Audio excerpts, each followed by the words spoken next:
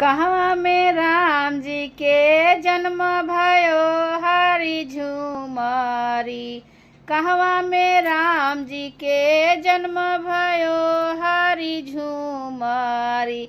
अब कहवा में बाजेला बधाय खेलब हरि झूमरी।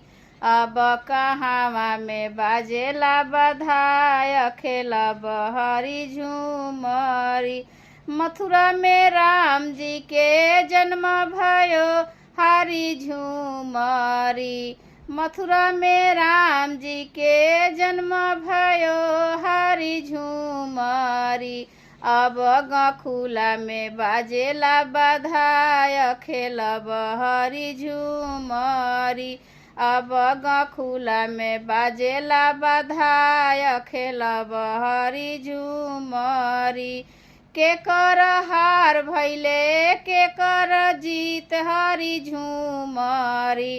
के कर हार भैले के कर जीत हरि झूमरी।